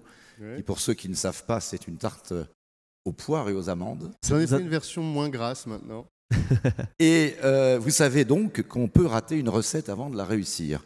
Vous avez créé 5 startups et vous avez dit vous-même 4 échecs et une grande réussite, la ruche qui dit oui. Donc, qu'est-ce que vous pouvez dire à tous nos jeunes entrepreneurs sur ce droit à l'échec qui aujourd'hui est une vraie question de culture, de changement d'état d'esprit en France? Qu'il y ait un changement de culture, mais il ne faut pas qu'on caricature trop la France. On n'a pas toujours valorisé l'échec, mais on est quand même une nation d'entrepreneurs. Et là, vous parliez du droit à l'échec. Moi, je crois même qu'il y a un devoir de l'échec. Il y a beaucoup de jeunes étudiants ou non étudiants qui viennent me voir en disant « C'est quoi la recette pour entreprendre? À quel moment il faut entreprendre ?» Moi, je leur dis « C'est tout de suite. » C'est tout de suite, et soit sous la forme d'une entreprise, on la crée, on va jusqu'au bout, ou alors sous la forme d'un projet. Mais il y a quelques éléments quasiment biologiques, quasiment réflexes, quasiment animaux qui vous viennent quand vous commencez à créer un projet. Travailler ensemble avec des gens qu'on ne connaissait pas parfaitement. Aller pitcher son service, son association, son produit auprès de gens qu'on ne connaît pas. Essayer de s'adapter aux besoins d'un client ou d'un utilisateur, que ce soit dans le cadre d'une boîte, d'un projet associatif ou d'un projet libre. Et toutes ces démarches-là, elles ne sont pas naturelles. Et donc c'est pour ça que l'échec, moi, c'est la conclusion finale de quelque chose qui n'a pas marché. Mais tout le trajet qui a fait que vous vous êtes posé ces questions-là pour la première fois, ça vous crée des réflexes et puis ça vous fait le cuir. Et le cuir, c'est quelque chose de très important pour l'entrepreneur. Parce que ici, j'ai regardé tous les candidats, il y en a beaucoup que je reconnais des visites qu'on a fait ces derniers mois à travers la France. Vous êtes certains des primo-entrepreneurs et vous êtes félicités ce soir et c'est génial. Mais beaucoup d'entre vous ont déjà foiré avant. Et bien c'est génial aussi. Et quand je parle du cuir, c'est que la vie de l'entrepreneur, c'est énormément de vagues, c'est énormément de hauts et c'est énormément de très bas. Et ces très bas, pour être capable de les soutenir, pour être capable de les maintenir, il faut être bien entouré et puis il faut se faire le cuir. Et bien quand on s'est fait le cuir à travers différents échecs, je peux vous assurer qu'on est capable de traverser un petit moment de déprime, un petit moment où les clients ne croient plus à votre produit, un petit moment où les investisseurs ne vous croient pas, un petit moment où votre famille la plus proche vous regarde avec interrogation. Et bien avec le cuir, vous vous dites « je continue, j'y crois et je vais continuer ». Et ça, c'est l'échec qui vous donne envie de le faire. Mounir, on a envie de savoir, le cuir, c'est plus dur quand on est entrepreneur ou quand on fait de la politique? En tout cas, c'est le même cuir. Il faut être hyper humble. J'ai gagné les élections législatives à moins de 300 voix. Et ben, quand on gagne à moins de 300 voix, on se rend compte que tous les efforts qu'on a fait pendant plusieurs mois d'une campagne, et ben, à la fin, on gagne ou on perd. Mais j'ai appris énormément. Et avoir le cœur qui tient et avoir le cerveau qui tient, malgré tous ces grands moments et ben, ça se retrouve en politique et ça se retrouve dans l'entrepreneuriat. Juste un mot, pardon. C'est rare qu'un politique n'aime pas la lumière, mais nous, ça nous arrange que vous soyez devant. Comme ça, vous serez sous la lumière. Non, mais c'est rare, justement, donc c'est très bien. C'est mieux. Moi, je vous ramène sous la lumière parce que ça m'arrange. Sympa de votre part. Et bon, voilà. Autre question, Sylvain. On va évidemment vous passer le micro, fonctionne, ne vous inquiétez pas. Alors nous, on a fait un tour de France des startups pour aller repérer ces pépites qui sont là ce soir. Vous aussi, vous avez fait un tour de France ces derniers mois, mais pour entendre les besoins des startups. Vous en avez tiré 132 propositions que vous allez présenter dans quelques semaines. Qu'est-ce qui est urgent à faire aujourd'hui en France pour les startups que vous pouvez faire au gouvernement? C'était très important pour moi, et c'est ce que j'avais donné comme condition, qu'on aille vraiment au contact des startups et de ces jeunes entreprises innovantes. On avait besoin de savoir, malgré tout ce qui a déjà été fait depuis 5 ans à travers la French Tech, avec tout ce qui a été fait par notamment un précédent ministre de l'économie, Emmanuel Macron, comment on pouvait faire encore plus. Et on s'est rendu compte qu'il fallait qu'on rentre dans le détail des sujets. Et la seule façon d'aller dans le détail des sujets, c'était de demander aux entrepreneurs eux-mêmes, qu'est-ce qu'on peut faire pour vous simplifier la vie? Parce que ma conviction, c'est que le rôle du gouvernement dans l'entrepreneuriat et le rôle du gouvernement dans l'innovation, c'est de créer le contexte pour que les entrepreneurs entreprennent, que les chercheurs cherchent et qu'ensemble ils arrivent à faire de l'innovation. C'est pas de faire à leur place, c'est pas d'essayer de décider vers où on doit aller, c'est de faciliter le contexte.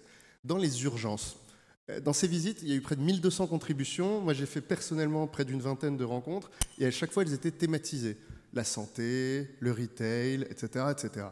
Il y avait des sujets très spécifiques. Par exemple, sur la santé, les startups, elles disent aujourd'hui, tous les organismes de certification ont des délais sur les objets connectés de santé qui vont de 8 mois à 16 mois. En temps startup, 8 à 16 mois, c'est le temps de la vie, de la mort, c'est un temps infini. Et donc là, c'est un premier sujet pour eux. Et puis, il y a des sujets universels. Et là, il y a un grand sujet qui va être une priorité pour nous, c'est les talents et les compétences. Toutes ces startups, toutes, absolument toutes, on dit on a une difficulté à recruter des Français qui ont été formés en France et qui veulent travailler pour nous, des difficultés à recruter des étrangers, c'est-à-dire qu'on a identifié un talent qui n'est pas ici, qui est là-bas, qui correspond à tout ce dont on a besoin, mais quand on a fait la demande de recrutement, la préfecture plus la directe, localement, on dit oui, mais ce n'est pas un métier sous tension, et ils ont dû attendre une décision de plusieurs mois. Là, c'est une urgence absolue sur laquelle on commence déjà à travailler avec le ministère de l'Intérieur, c'est comment on facilite le recrutement de talents étrangers pour aller dans nos startups. Et puis, avec la ministre de l'Enseignement supérieur et la ministre du Travail, on a fait une priorité, comment on forme plus de talents du numérique en France. Parce qu'aujourd'hui, on a un déficit absolu de ces compétences. On vient d'annoncer la semaine dernière près de 10 000 formations grandes écoles du numérique, donc 10 000 pour 2018, tout de suite. Et puis, avec le plan d'investissement compétences, plusieurs dizaines, centaines de milliers pour la suite. Ça, c'est une urgence absolue parce que les PME en ont besoin, les startups en ont besoin, les grands groupes en ont besoin et on en manque. Alors, la French Tech, c'est un peu le vaisseau amiral de l'innovation en France et des startups. Alors, David Monteau, son directeur, est parti en décembre dernier. Pour devenir entrepreneur. Pour devenir entrepreneur. Il n'a toujours pas été remplacé. Et dans l'écosystème, beaucoup se disent est-ce qu'il ne serait pas temps de rendre la French Tech à l'écosystème et non plus qu'elle ne reste pas sous le joug du gouvernement. Donc, qu'est-ce que vous en pensez? Quel est le devenir de la French Tech? Alors là, on parle de la mission French Tech. Parce que la French Tech, c'est personne. La French Tech, c'est tout le monde. La French Tech, c'est l'ambition collective de tous les entrepreneurs de France vis-à-vis du monde qui dit voilà notre énergie, voilà qui nous sommes. Et pour pouvoir le faire vivre, il fallait bien une mission. Il fallait des salariés, il fallait des moyens financiers. Et ça, c'est l'État qui les a mis à disposition depuis bientôt 5 ans. C'est Fleur Pellerin qui l'avait créé. Aujourd'hui, on est dans un moment de transformation, c'est-à-dire que la French Tech des 5 premières années, elle a permis l'émergence de près de 10 000 startups en France. Ça fait de nous la première scène start-up européenne. On n'a jamais eu autant d'investisseurs étrangers qui investissent dans nos start-up. Mais maintenant, on a une deuxième mission qu'on doit se donner, c'est celle de l'envol. On passe de l'éclosion à l'envol. C'est-à-dire qu'on a ces 10 000 start-up qui ont été créées. Maintenant, on a un enjeu, c'est que parmi ces 10 000, il y en a plusieurs centaines qui deviennent des grandes, voire des très grandes. Et bien ça demande de changer l'état d'esprit. Quant à la rendre indépendante, moi j'ai annoncé le chemin que je voulais qu'on donne et dans quelques semaines, on annoncera la nouvelle directrice ou le nouveau directeur de cette mission French Tech, et on annoncera une nouvelle gouvernance où les entrepreneurs auront une place encore plus importante. Et je pense que c'est le bon chemin.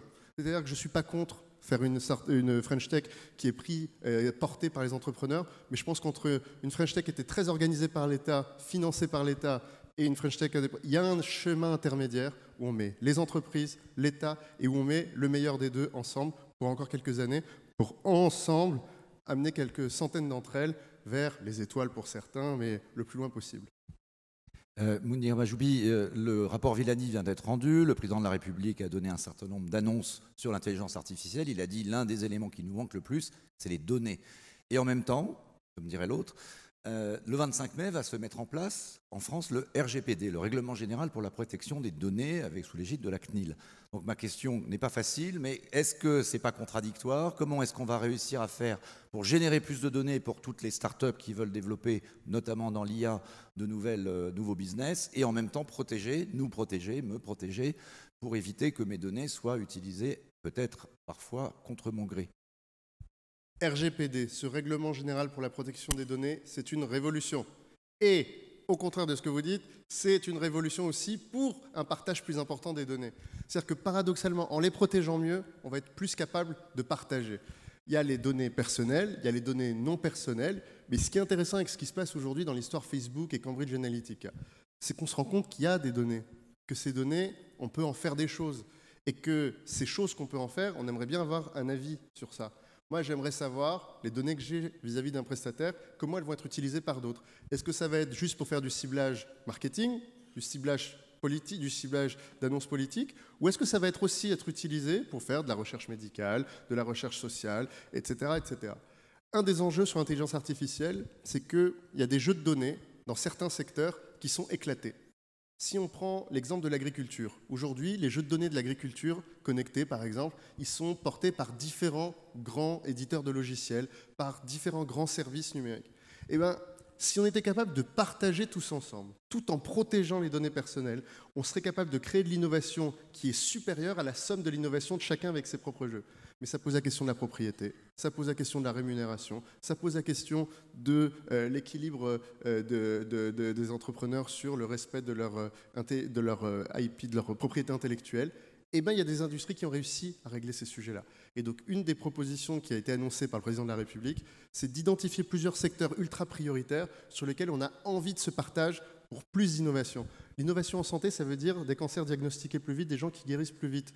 En transport, ça veut dire moins d'embouteillages et des voitures plus sécurisées. Donc on a plein d'impacts dans nos vies qu'on pourra tous voir se réaliser sous nos yeux dans les 5 prochaines années si on est bien capable de créer le contexte. Merci beaucoup, monsieur. Merci à vous. Juste un mot. Emmanuel Macron est venu 2 fois, vous avez vu, c'est devenu une licorne. Est-ce que vous reviendrez? Je reviendrai toujours et je reviendrai à chaque fois. Et aussi, alors à chaque on vous fois réinvite en région. Merci beaucoup. Merci à vous. Non mais sa question c'est, viendrez-vous en licorne aussi, c'est pour cela. Merci beaucoup Philippe, Sylvain, Mounir, restez avec moi si vous voulez bien puisqu'on accueille ensemble Jean-Christophe Tortora et Marie-Claire Capobianco. Pour clore cette soirée, on accueille s'il vous plaît Marie-Claire et Jean-Christophe, co-organisateurs de l'événement à la tête de BNP Paribas et de la Tribune. Je vous ai vu très attentif, cher Marie-Claire Capobianco, cher Jean-Christophe également. Très heureux aussi finalement de ce joli palmarès. Le mot de conclusion, Marie-Claire déjà, est-ce que vous avez passé une bonne soirée? Super. Comme nous tous, vous êtes optimistes? Excellente soirée. J'étais optimiste en arrivant, je le suis encore plus en partant. Donc je pense que le succès est là. Donc, il y avait une superbe dynamique, beaucoup d'énergie, beaucoup de lucidité aussi. J'ai été frappée par le fait que beaucoup parmi les start-upers, ils sont tous quasiment, voulaient avoir un impact sur la société. Oui. Et je pense que c'est vraiment ça qui est très très net aujourd'hui, cette dynamique de l'entreprise qui veut être de l'entreprise et en même temps avoir un impact. Je trouve que c'est très important. Donc ça donne beaucoup d'optimisme pour l'avenir. Et merci de permettre cela en tant que partenaire. Jean-Christophe, le mot de la fin pour vous. Moi, mille merci à tous les entrepreneurs qui sont dans la salle ce soir. Il y avait bien sûr celles et ceux qui sont montés sur la scène du Grand Rex, mais je leur dis bravo à toutes celles qui ont concouru, qui sont venues de toutes les régions françaises. Pas toujours simple actuellement dans le contexte, mais ils ont fait preuve de beaucoup d'opiniâtreté.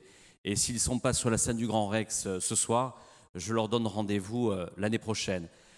3 engagements pour clôturer cette soirée. La première, Marie-Claire, vous avez vu, on est passé de 17% à 25% de candidates cette année. C'est mieux, c'est mieux. On peut mieux faire. Hein. Voilà, à mon avis, l'année prochaine, on peut prendre 10 points supplémentaires. Donc c'est l'objectif que l'on va s'assigner. La deuxième chose, et je sais que c'est un engagement sur lequel est beaucoup investi notre ministre, mais je le disais tout à l'heure, notre opération, elle se déploie dans toutes les régions françaises et on doit faire un gros travail dans les quartiers, car on sait que les quartiers ont du talent. Et je pense que l'année prochaine, on va mener quelques opérations dans beaucoup de quartiers. Le Grand Rex, c'est bien, mais il faut aller encore plus faire de la proximité. Il y aura quelques surprises en Seine-Saint-Denis, à Marseille, dans un certain nombre de territoires. On vous sollicitera, Monsieur le ministre. Et puis, mais ça, je prends date avec Mounir Majoubi, puisqu'il nous fait le plaisir ce soir d'être à la soirée de clôture. Moi, je vous partage cette information à vous tous, puisque nous lancerons 10 000 startups pour changer le monde. On le fera depuis Las Vegas au CES avec vous, Monsieur le ministre. Avec plaisir. Merci à vous. Jolie annonce. Merci Jean-Christophe, Marie-Claire, Mounir. Venez tous les trois déjà pour une photo de satisfaction pendant qu'on récupère vos micros. Restez tous les trois, la jolie photo. Et pendant qu'on prépare cette photo, j'invite tous les lauréats, les remettants, les partenaires à nous rejoindre sur scène pour une autre photo finale. S'il vous plaît, les lauréats, les remettants, les partenaires, venez nous rejoindre. Allez-y, offrez-nous déjà tous les trois votre plus beau sourire ici. Et vous applaudissez, s'il vous plaît, tous les lauréats de la soirée, les partenaires, les remettants. Venez vite sur scène nous rejoindre, allez-y. Venez de tous les côtés. Montez avec enthousiasme sur la scène du Grand Rex pour faire la jolie photo de famille finale. Nous sommes tous admiratifs de votre parcours. Venez, rapprochez-vous du centre-scène. Monsieur le ministre et les lauréats, venez en centre-scène, s'il vous plaît. Lauréats, remettants, partenaires, tous sont là. S'il vous plaît. Les petits derrière, les grands devant. Très bien. Madame, derrière, approchez-vous, je vous en prie. Les lauréats, approchez-vous, s'il vous plaît. Que notre photographe vous voit tous. Cher Mounir, au milieu de la photo de famille, offrez-nous chacun le plus beau des sourires, s'il vous plaît, la plus belle des satisfactions. Ce soir, vous méritez toute notre admiration. Vous méritez évidemment les prix, les hommages, bien sûr. Et peut-être pour la dernière fois, les applaudissements de la salle, s'il vous plaît.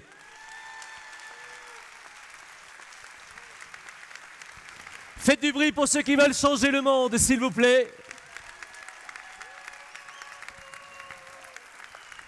Merci, cher Jean-Christophe et Azélis, à toutes vos équipes, à la tribune pour l'organisation. Merci BNP Paribas. Et comme je me prépare la succession de Michel Drucker, c'est pendant pas longtemps, je voudrais qu'on remercie les équipes techniques, s'il vous plaît, au son, à la lumière, en vidéo, voilà, en backstage, un peu partout. Merci à tout le monde. Un merci particulier à François, à Jawad. Merci à Virginie, également à Manon qui est ici. Voilà, il mérite vos applaudissements. Et merci pour le plaisir que j'ai eu de vous accompagner ce soir et aussi de repartir avec beaucoup d'optimisme. Allez, une dernière salle d'applaudissements. Ils n'attendent que ça, s'il vous plaît, sur la photo. Merci, mesdames et messieurs. Ils ont fait appel à vous. Vous les retrouvez au cocktail. Sortez les cartes de visite. Ils ont besoin de vous.